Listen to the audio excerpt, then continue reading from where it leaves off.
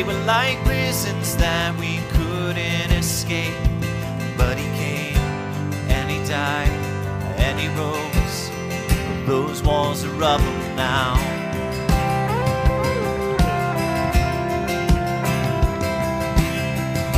Remember those giants we called death and grave. They were like mountains that stood in our way. But he came and he died and he rose.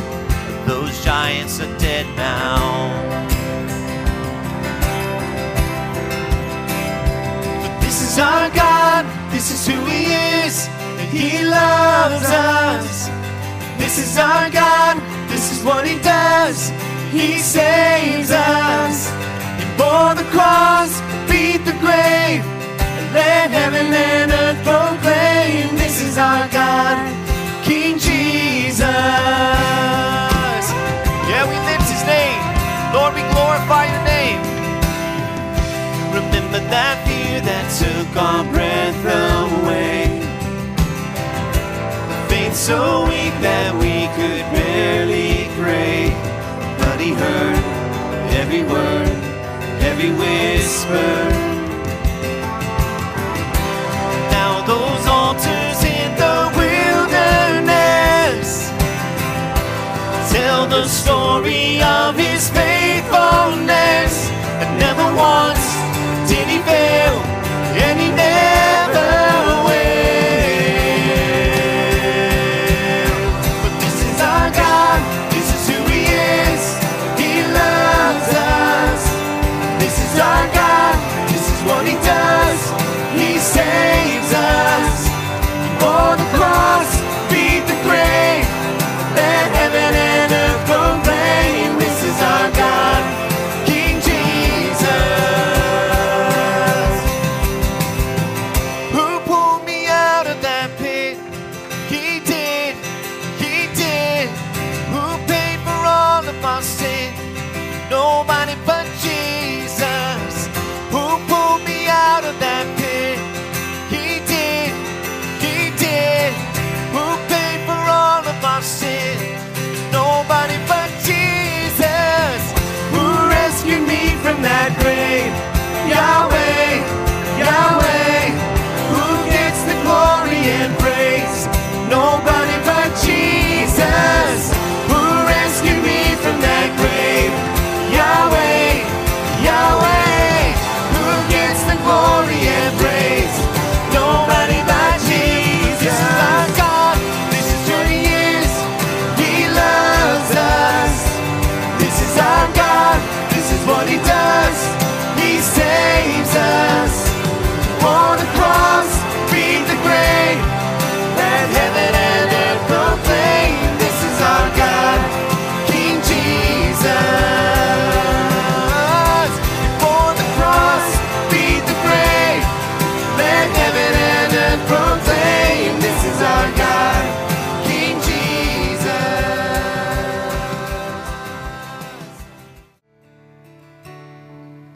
Jesus, have my heart, my will, my soul. Jesus, have my hopes, my dreams, my world. With joy I lay it down, with joy I cast my crowns.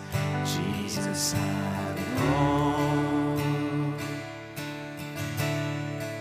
To you I bring my praise, my lips, my song, a living sacrifice as one reborn. Your life is now my own, your will is what I want. Jesus, have it all. Jesus, have it all. Jesus, have it all. To you belongs the glory, the praise of all the world. Jesus, have it all. Jesus, have it all. All blessing and all honor, all majesty and all. Jesus, have it all.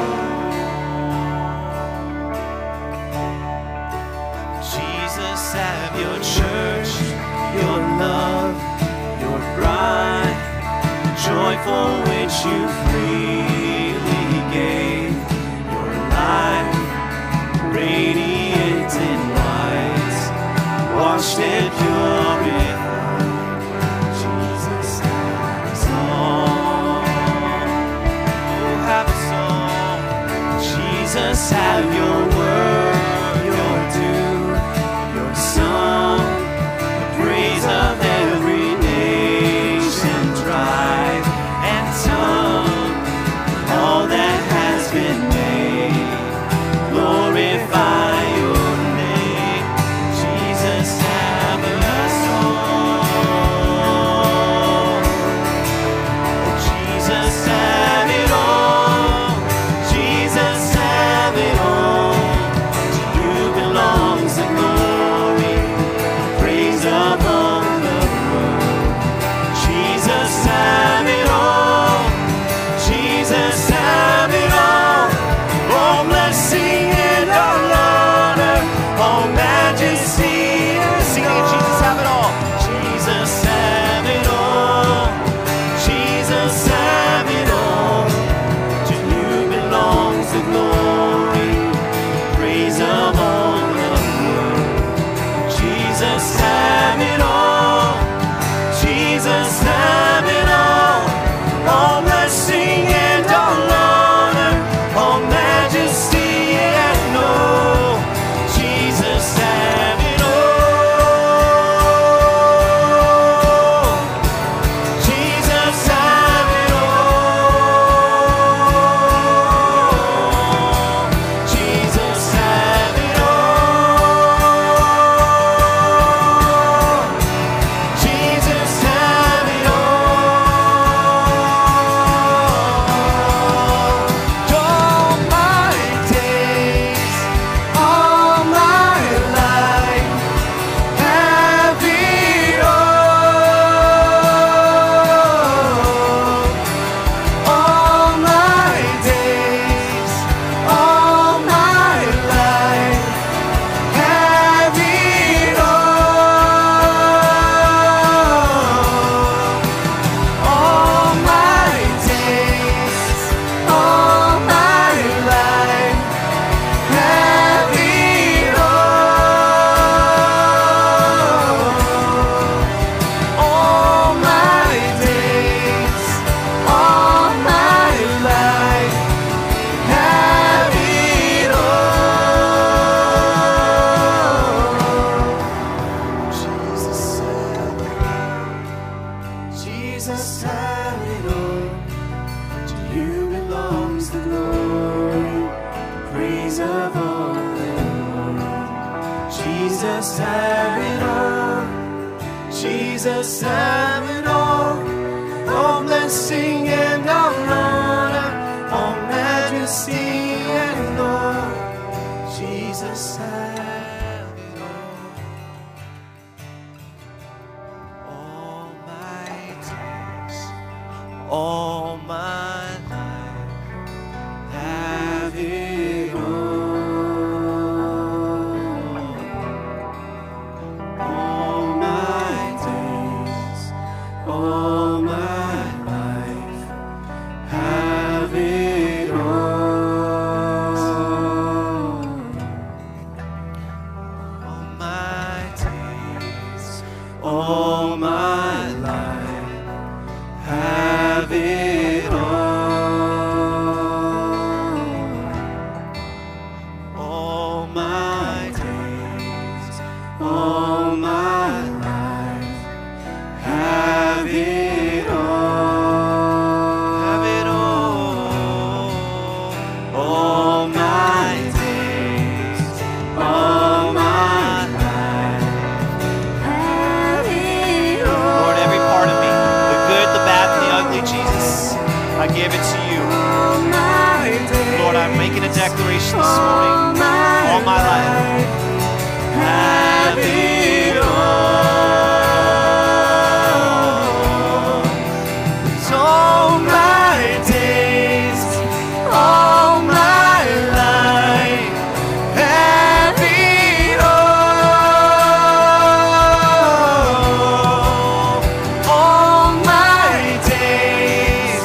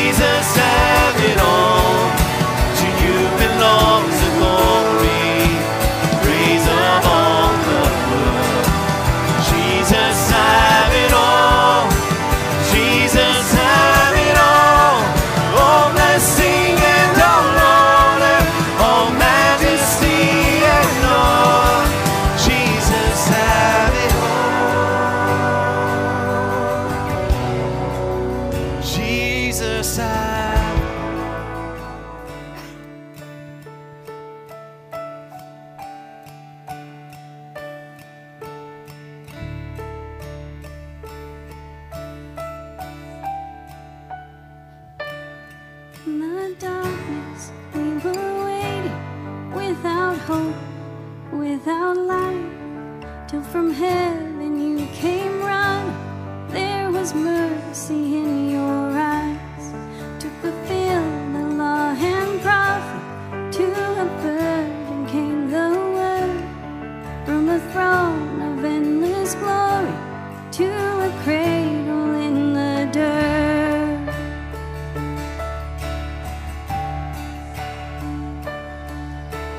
Praise the Father, praise the Son, praise the Spirit, three in one. God of glory, majesty, praise forever to the King of Kings.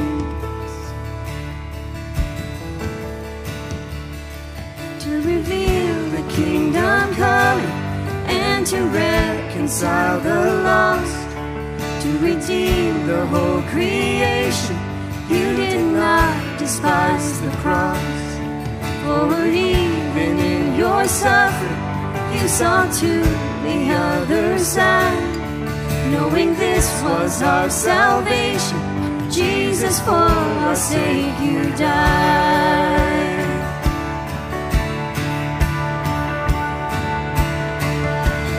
Praise the Father, praise the Son, praise the Spirit, three in one. God of glory, majesty, praise forever to the King of Kings. Praise the Father, praise the Son, praise the Spirit, three in one. God of glory, majesty, praise forever to the King of Kings.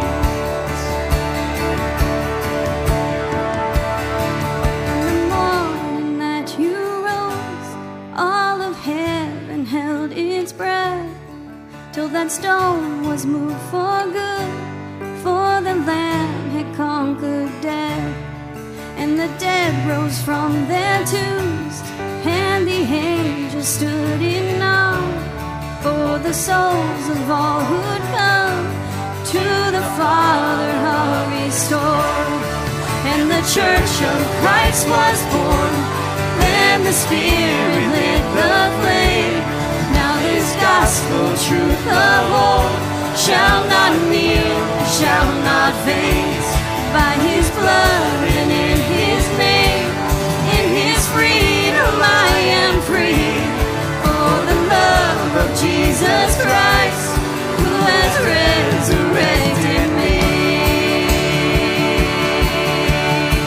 He's resurrected me. Yeah. Praise the Father, praise the Son, praise the Spirit, three in one. God of glory, majesty, praise forever to the King of Kings. Praise the Father, praise the Son, praise the Spirit, three in one.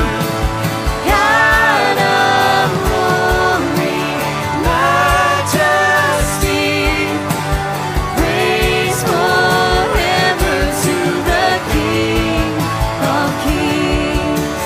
Praise forever to the King of Kings. We have been in a series called Walking on Purpose. And it's this idea of walking on mission, right? You're walking the call that God has placed on your life. And I don't know, how many of you guys know that you have a purpose in life? We all have a purpose. We have specific purpose and we have general purposes in our life. But this series, we've been talking about purpose, and more specifically, what is your purpose? What is the purpose that God has for you? And then this morning, we're going to be talking about surrendering to that purpose. Can I tell you that even if you know what your purpose is, if you're not willing to surrender to that purpose, it's kind of pointless. Your purpose is pointless.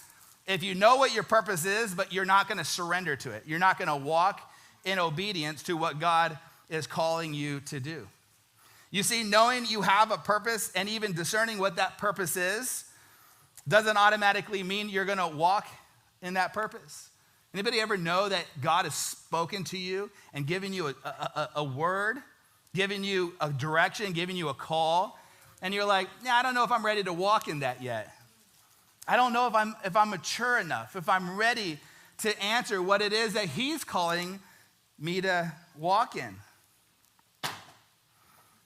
How many of you guys realize that there's often quite a huge gap between knowing what you're called to do and actually doing what you're called to do?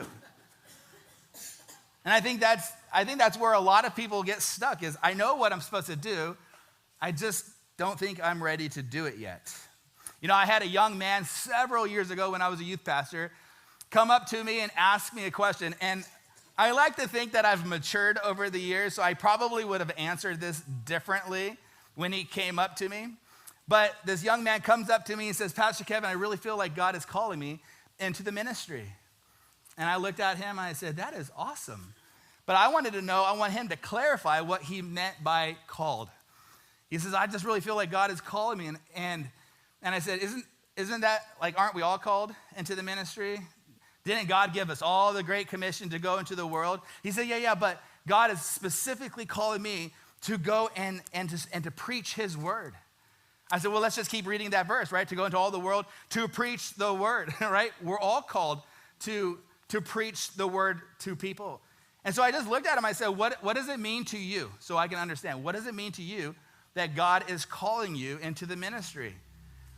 And he stopped and he thought about it. He's like, well, I guess I don't know. And so I asked him, I'm like, let me ask you just a few questions. I said, how many people have you led since your call from God? How many people have you led to Christ? And he's like, none. I said, okay. I said, when was the last time you spoke a word over someone through, maybe because you're reading your word, God gives you a word, and you speak that word to encourage someone else? When was the last time you spoke a word over someone's life? And he looked at me and he was just like blank stare. And he's like, I can't recall a time. I don't know if I've ever done that before. And so I asked him, I said, so you're saying that God's calling you into the ministry to minister to people, and he's calling you to preach his word. So my final question is, why haven't you started? What are you waiting for? Are you telling me because you want my approval? You got it. Get out there and do it. But why aren't you doing it if you know that this is your call? And he says, I've been feeling this for a while now, so I'm asking, well, why haven't you begun? And again, it's because it's one thing to know what your purpose is.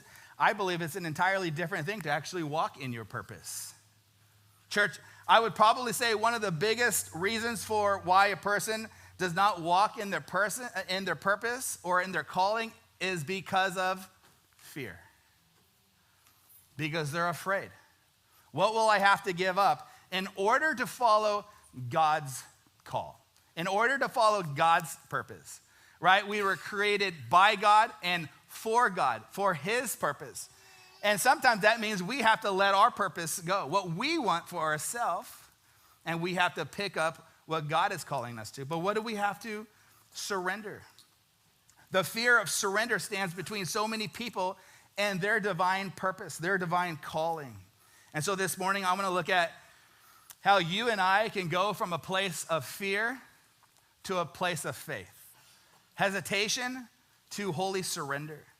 Because I think really for a lot of us, for most people, that's really the one thing that's keeping you to walk fully in all that God has for you is the fear of the unknown, the fear of what you might have to surrender. How many of you guys have ever done something, said something, or went somewhere and thought, well, there's no turning back now? You guys ever go and like, I'm going to have a conversation with this person. You start talking and you're like, I can't turn around now. I started, man. I opened up the can of worms and here it is. Or you went somewhere and you're like, oh man, I probably shouldn't have come here, but you're there. So there's no turning back. In other words, you are committed to what it is that you're doing. You're all in. There's a great movie. I don't know if you guys have seen this movie. It's called The Guardian. Anybody ever see The Guardian? This is back in 2006 with Kevin Costner. He played Senior Chief Ben Randall. He was a Coast Guard rescue swimmer. And the opening scene is one of those scenes that kind of just grabs you by the collar. And is that not the saying? Grabs you by something. Anyways, so this first scene, it opens up and there's like a mayday, right? This is out of Alaska and a ship is going down. They're calling for help. And so the Coast Guard, they jump in this helicopter and they start to fly out to find this wreckage, this ship that had sunk. And as they were going, the pilot determines and realizes that they are at the point of no return.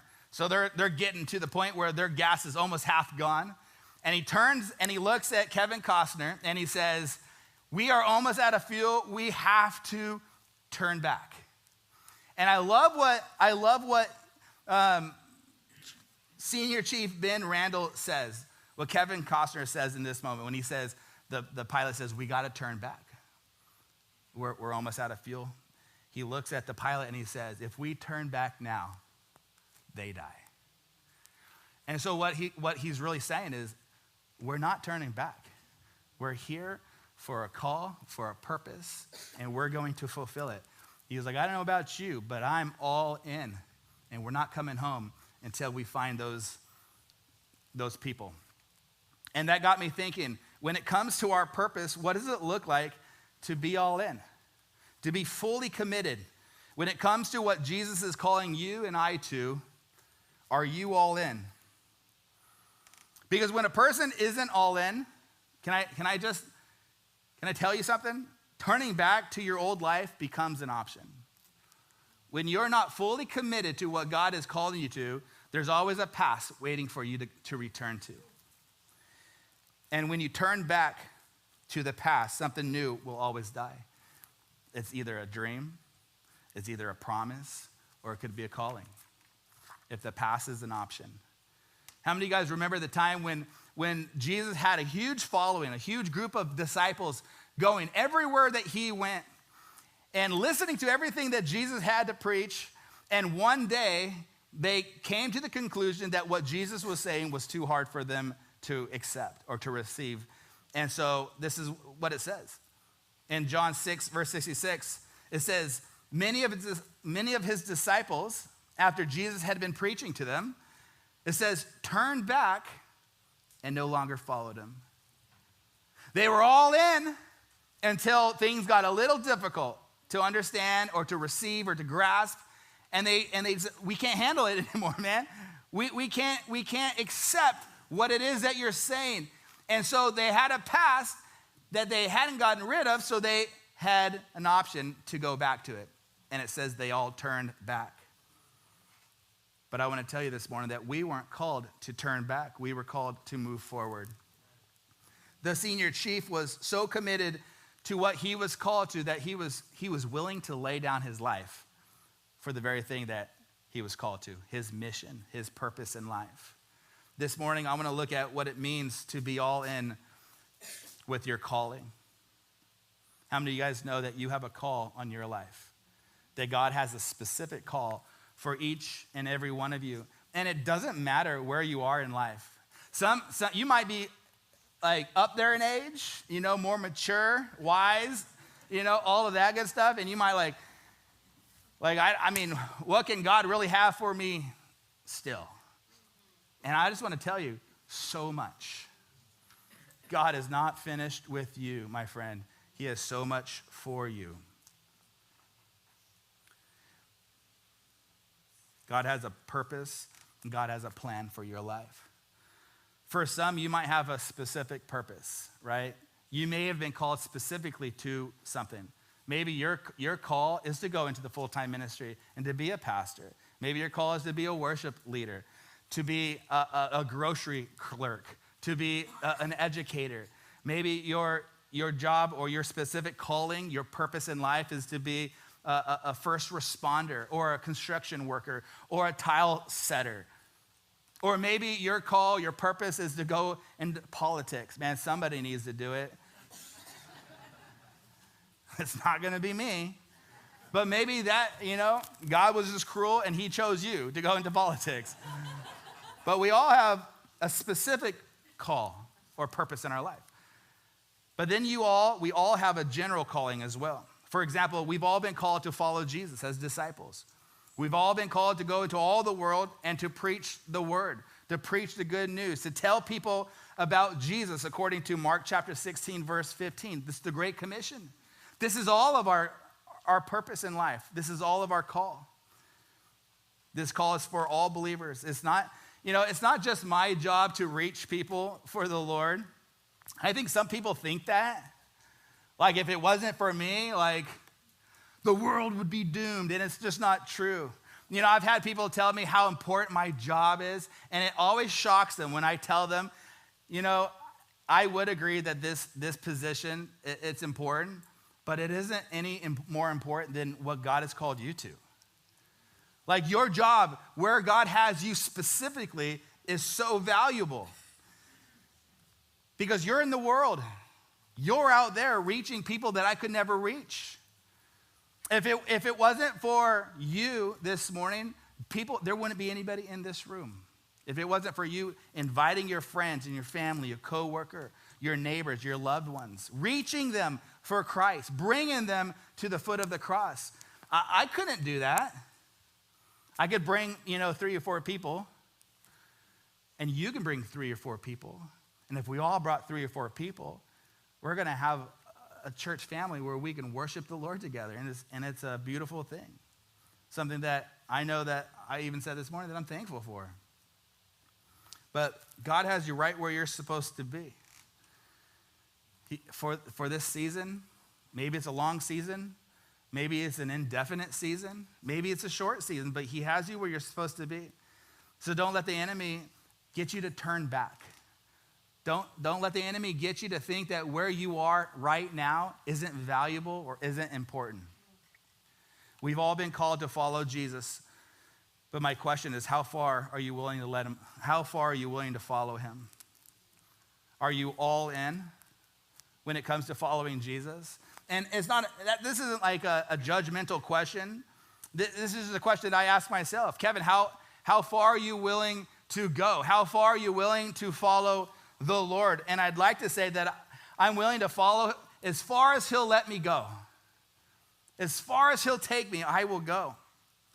But it's sad because sometimes I see people who begin to follow Christ, begin to build their relationship with Jesus, and everything's going great in their life, but as soon as there's one hiccup, as soon as one thing doesn't go the way they thought it should, as soon as one bad thing happens, their faith kind of just starts to crumble, and they turn back to their old life.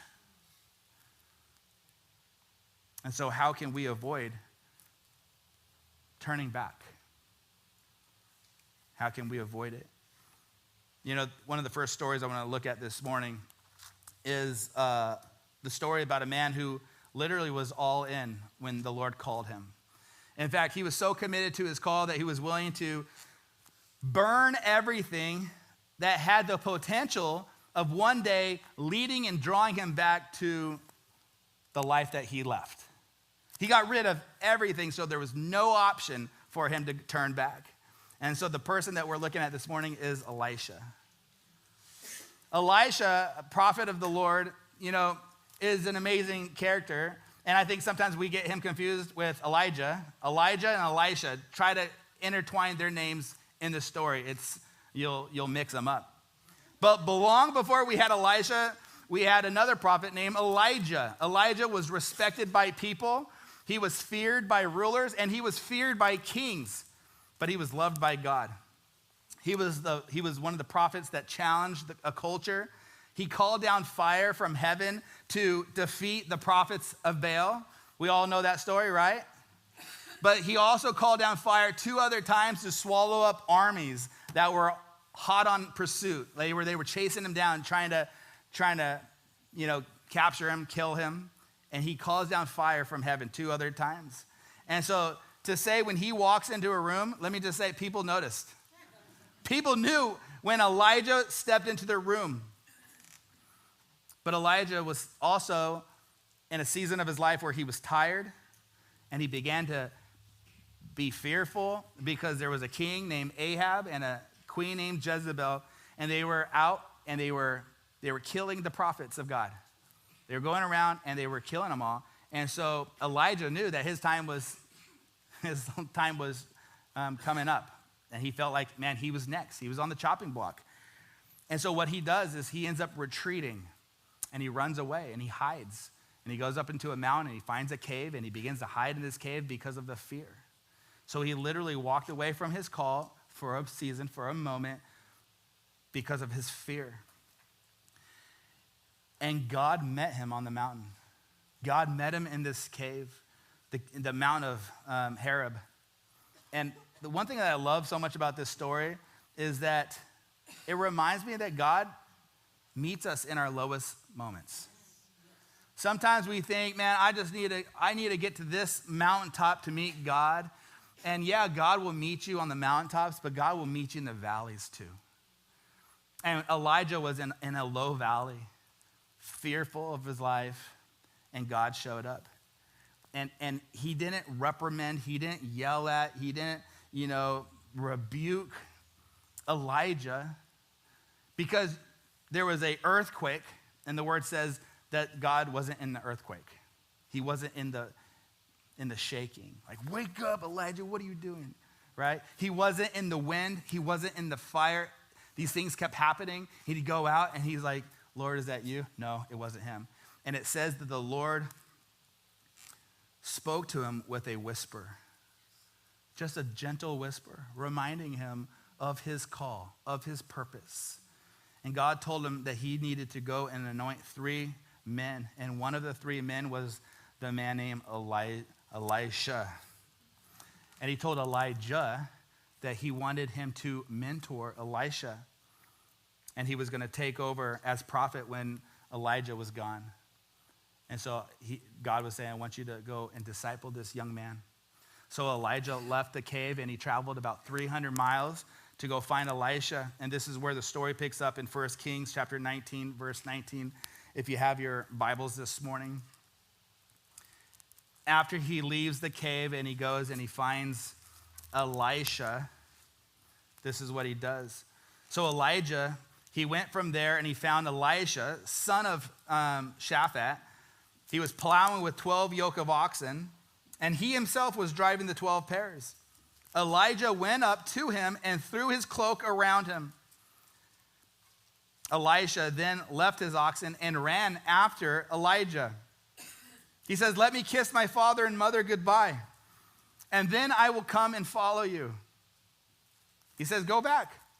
Elijah, he's like, what are you doing? I didn't do anything to you. Go back. What have I done to you? So Elijah is like, oh, okay, thanks. So he left him and he went back and he took his yoke of oxen and he slaughtered them. He burned the plowing equipment and then he cooked the meat and he gave it to the people and they ate. And then he set out to follow Elijah and he became his servant. This morning I want to look at 3 points quickly when it comes to Elisha and how he was able to keep from turning back when times got hard, and times did get hard. And so what he did is something that you and I can do in our lives when things are getting hard, when we've been called to something greater than ourselves. And so number 1, he accepted his call and he took it serious. You know, when God calls you, sometimes we go, because we don't think it's a big deal. Like, Like, I know that he's called me to be a mother in this season. You know, and it's like, huh? That's a big call.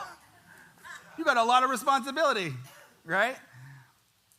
You need to trust the Lord in this season more than ever before. Like, what do you mean? Just, And so he accepted his call. Yes, this is who I am. And he took it serious. When Elijah threw his cloak around Elisha, this was like a king handing over the scepter to his son. He said, you're taking over, son. It was a sign of divine calling. It says that Elisha left his oxen and ran after Elijah. How many of you guys want to know why he had to run after Elijah? It was because when Elijah walked up, he literally, and by the way, a lot of the prophets had cloaks, and they were special cloaks. People would know that you were a prophet by your jacket, by the cloak that you wore. And so when he took off his cloak and he walked by Elisha, he threw the cloak over him, and he just kept walking. He never stopped. He didn't say a word. He literally just threw the cloak on him and kept moving along. And so I look at this and I think Elisha only had a few seconds to make a life-changing decision. What are you going to do as soon as that cloak hits you? As soon as that calling is on your life? He didn't have time to sit on the fence. He didn't have time to say, well, I need to pray about this. This is a big decision. He didn't have time like, hey, give me a couple weeks. I just really need to think and ponder about this because this is going to change everything, Lord. Sometimes when God calls you and I, we take too long to answer. And it gives us too much time to think about all the ways we're not qualified to say yes. Have you guys ever noticed that?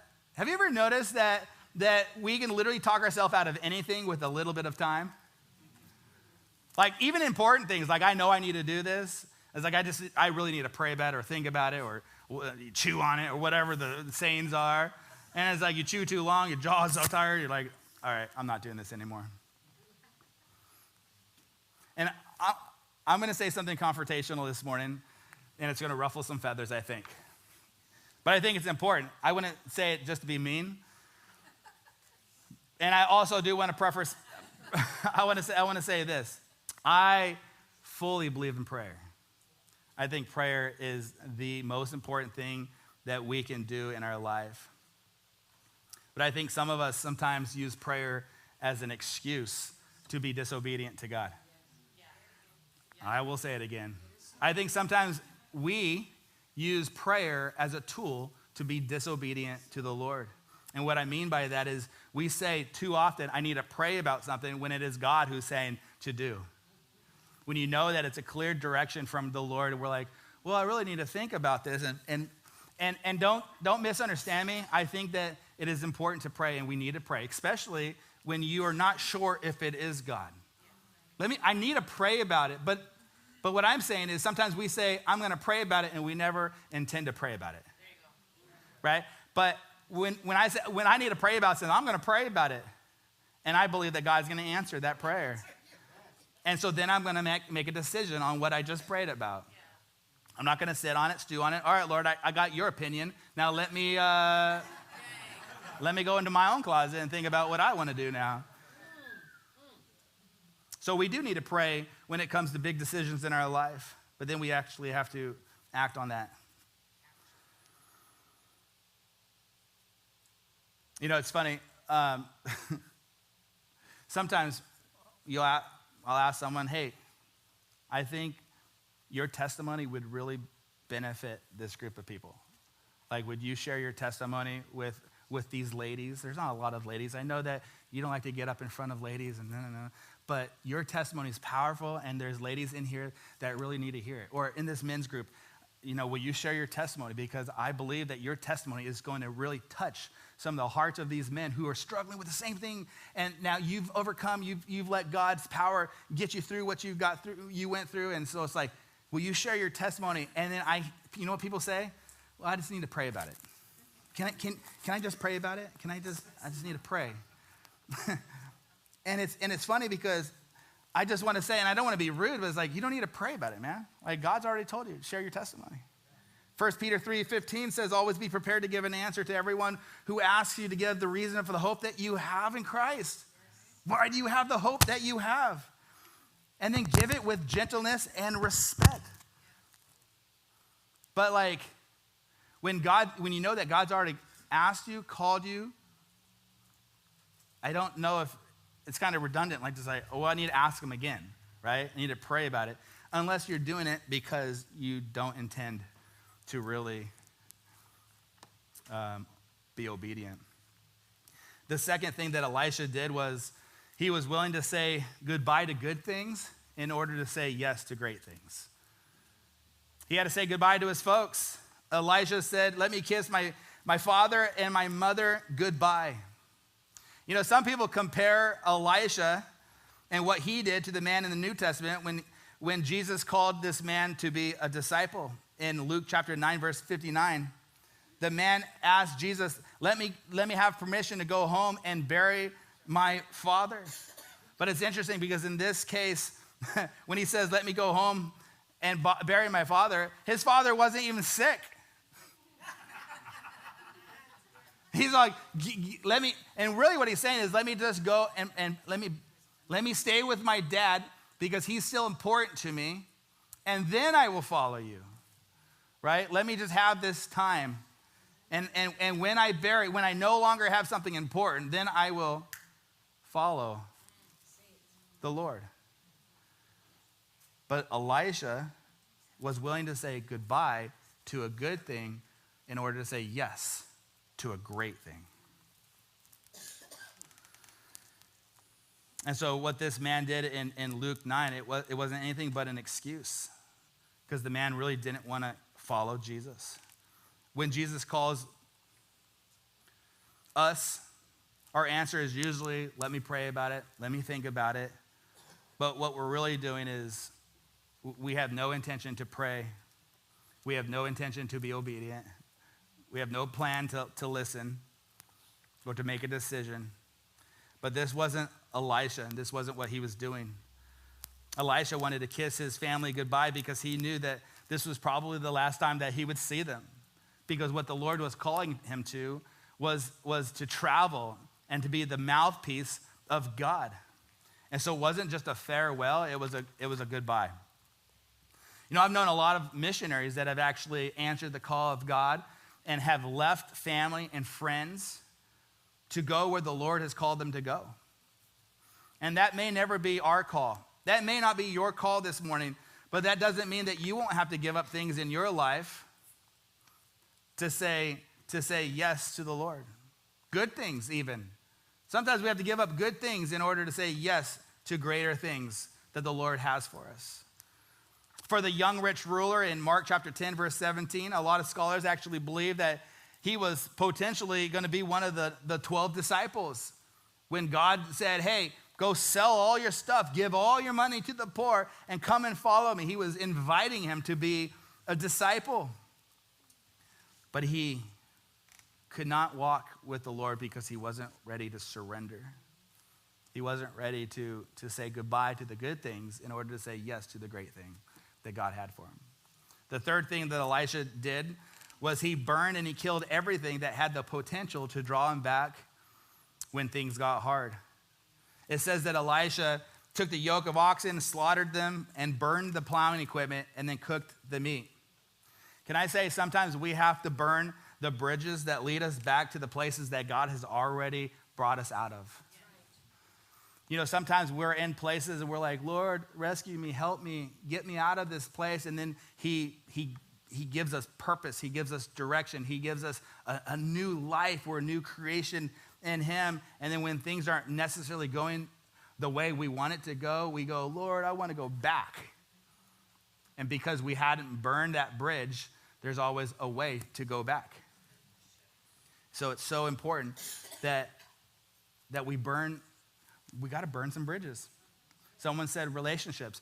There are some relationships that need to get burned to the ground so that you can move on to better relationships. Some relationships are just relationships that are keeping you in the dirt. they're not helping you get closer to Jesus, I always go, man, if I have someone in my life and they're not getting me closer to Jesus, I'm trying to get them closer to Jesus. But if I'm not trying to, if I can't get them closer to Jesus, I'm not going to let them get me further away from Jesus. So the relationship needs to be burnt. The bridge needs to be dismantled. But Elisha, he burned his security. Everything that he had, he burned his livelihood. He ate his monthly income. He's like, I don't need it anymore. I don't need to come back to this. He had nothing to go back to if things didn't work out.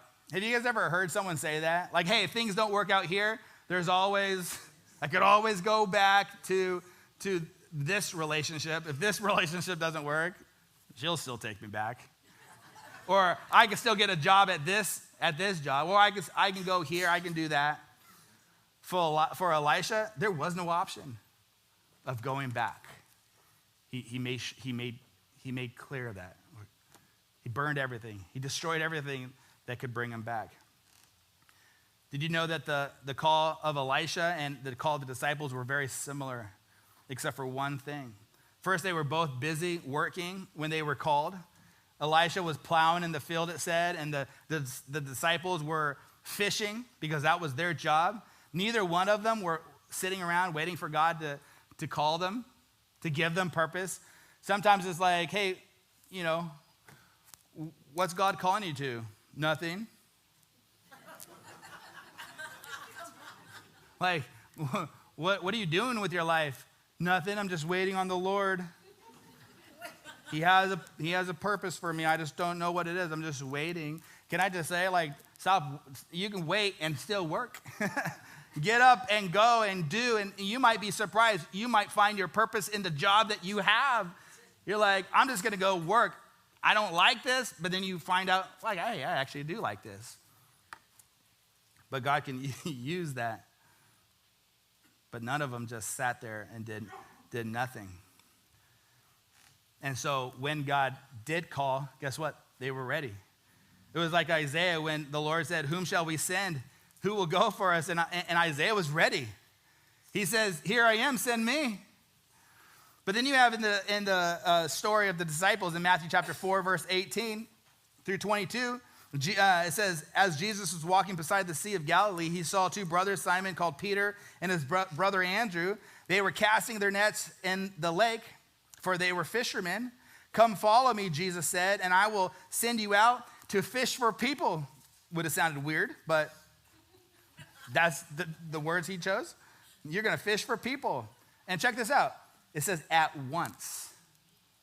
At once they left their nets and they followed him. Didn't have to pray about it. Didn't have to take some time to think about it. When God called them, they said yes. Immediately they dropped their nets and they left. Going on from there, he saw two other brothers, James, the son of Zebedee, and his brother John. They were in the boat with their father Zebedee preparing the nets. Jesus called them. And again, key word, immediately. So at once and immediately. Again, none of them are taking time when God's calling them to something great. Immediately they left the boat and they left their father and they followed Jesus. Fast forward 3 years, Peter, James, John, all the other disciples, they got to spend some quality time with the Lord. They got to see some pretty amazing things. They got to experience and witness acts of healing. They got to sit front row with the best communicator, best speaker in the entire world. They got to hear some incredible messages. They got to participate in some amazing miracles. But then when things got difficult, when things got confusing, when things got frustrating, they all turned back to what they knew. After Jesus was crucified, they're like, what are we going to do? Jesus is gone. And because they didn't burn their livelihood, they weren't fully committed. They weren't all in. They still had boats. They still had nets. And so in John 21, verse 3, Simon Peter, after Jesus' crucifixion, he says to them, the other disciples, he says, hey, I'm going fishing. And they all said to him, who will go with you? So they went out, got in the boat, and that night, they fished all night, and they caught nothing. They weren't even good fishermen. And yet, that's what they went back to. They weren't catching fish when Jesus called them in the first place. It's really funny. I wonder if they ever caught any fish. Before Jesus and after Jesus. With Jesus, they caught a lot of fish. But when things didn't turn out the way they thought, when things got really difficult for them to comprehend and go like, wait a minute, he was the Messiah. He was the King of Kings. He was our leader. He was our ruler. And now he's gone. And that doubt and that fear started to play with their minds, and they went back across that bridge. Why did Peter and the disciples go back to their regular jobs of fishing after Jesus had already called them to something so much more? And the truth is, this could be any of us. This could be me this morning. One tragedy away from going back to my old life. It's easy to follow Jesus when life is going great. It's a little harder when you're laying in a hospital bed. It's a little harder when you're laid off of work. It's a little harder when tragedy hits close to home. But that's when the real trust begins. Elisha made it where there was no other option but to continue moving forward and continuing to trust in God. Even when things got hard, I have nothing to go back to. Yeah, it's not fun right now, but I'm going to trust. I'm going to keep trusting. I'm going to keep looking to the Lord because he burned his plow and he slaughtered the cow. Burning the plow literally represents anything in our past that we're still holding on to. There are things in our past that we need to let go of in order to move forward with the plan that God has for our life. I'm going to wrap up with this. In Matthew 13, verse 45 and 46, it says, again, the kingdom of heaven is like a merchant looking for fine pearls. When he found one of great value, he went away and he sold everything he had to buy it. The reason he sold everything he had was because nothing was more valuable than what he found in the pearl, which represents Christ. Nothing he had in his possession was more valuable than what he discovered in Christ. But this also shows that the man was completely all in, fully committed because he had sold everything that he had. When we follow Jesus, we have to find the courage to say, I'm all in. I'm going to follow Jesus no matter what. Shadrach, Meshach, I'm going to follow Jesus even if it leads me into a fiery furnace. I'm going to follow Jesus even if it costs me my job. I'm going to follow Jesus even if it costs my reputation. I'm going to follow Jesus even if it costs me my desires to follow his. Without Jesus, we have nothing. I sold my security. I burned my inheritance and I slaughtered my self-dependence. All I have left is Jesus. Can't rely on myself. I could only rely on him. There's no talk of this doesn't work out. I still have this. No, I got rid of all of that. I got rid of that life. I'm no longer that person anymore. Church, is God calling you to walk away from something this morning? Is he calling you to commit to something? Is he calling you to burn something? Burn those bridges that lead you to the life you used to live. Because the truth is, if you leave the option to turn back, when things get hard in your life, you probably will. It's just nature. We like to take the path of least resistance. And when following Jesus gets bumpy, there's obstacles, there's difficulty, we look over our shoulder and that path is still there. It was way easier to live for myself than it was to live, or than it is to live for Jesus. And that becomes a true option. 2 quick stories. I'm going to read them. I read these a couple weeks ago and I wrote them down. 2 stories, 2 examples of believers who feared or faced fear of giving things up in order to follow the call that God had on their lives. 2 modern stories in our context this morning. The first one was a corporate executive. His name was James, not our James. I wish it was, because we would have a building by now.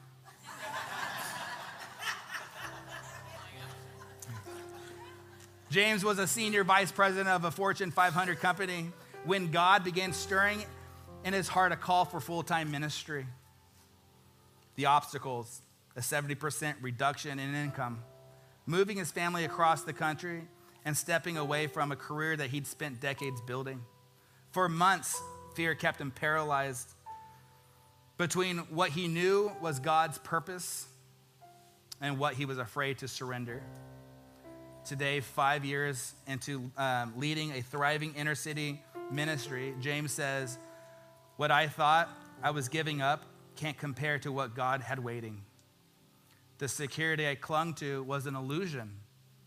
True security is found in obedience." There's another story about a full-time missionary. Sometimes the surrender comes not at the beginning of following God's call, but in the continuing it through the changing of seasons.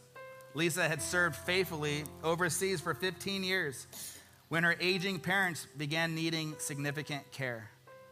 The obstacle became choosing between her field of ministry and caring for her family. After prayer and counsel, she returned home, feeling like she was surrendering her call. "I thought I was giving up my purpose," she shared. "But God showed me that my purpose isn't a place or a position. It's a posture of obedience." Lisa now trains and mobilizes dozens of new missionaries while caring for her parents, multiplying her impact in ways she could never imagine. In Romans 8:28, Paul reminds us that all things work together for the good of those who love God and who are called according to his purpose. When our heart and desires to seek God and to live for God and to walk out the purpose of God,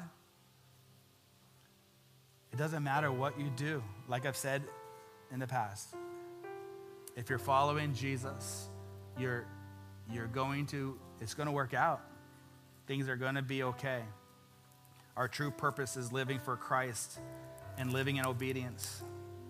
The way forward is through Christ. I love this song that we sing often where it says, "The cross before me, the world behind me. There's no turning back. I've decided to follow Jesus." That needs to be our heart. That today, I am deciding to follow Jesus through the thick and the thin, the good and the bad. The cross is before me, the world is behind me. I'm not turning back for nothing. I'm all in. Church, is that your heart this morning? Are you all in? Will you commit yourself to the Lord today? Will you trust him with your future? Will you say, "Lord, where you lead, I follow. What you say, I'll say"? That's what Jesus said to the Father. "I only say what he tells me to say. I only go where he tells me to go. I only do what he tells me to do." May that be the posture of our hearts this morning. Lord, wherever you lead, may I have the courage to follow with all my heart. And I believe that he will give you the courage to do that, to follow him, to let him lead you into places you've never been, to say goodbye to good things, to say yes to great things. It all comes from an attitude of trust. Lord, I trust you. My fears are not bigger than your faithfulness and your greatness. And so this morning, I just want to encourage you that whatever you thought your purpose was, if it's not in alignment with God's purpose, to get back before the Lord and start seeking him. Lord, what is it that you have for me? What is my purpose? And you might not have, because I've had a lot of amazing conversations this week as we've been talking about purpose. Like, how do I know? I feel like my purpose is coming to an end. Like, well, what do I do now? Well, continue to do what you've always been doing and wait for the Lord to speak and give you a new call, a new direction, new purpose in life. And a lot of times you've got to remember what the Lord has you in right now is often a stepping stone to another call. We shared the story a few weeks ago about the mother who, wakes up one day and all her kids are moved out. She spent 2 decades being a mom. Now what? Well, all those years of raising her own kids gave her a passion and a ministry to reach and to lead other young moms, to help them understand, hey, look, this is normal. You're going to go through this. God will get you through it. Passion, ministry. God will use where you're at today and lead you to the places that you need to go. Amen.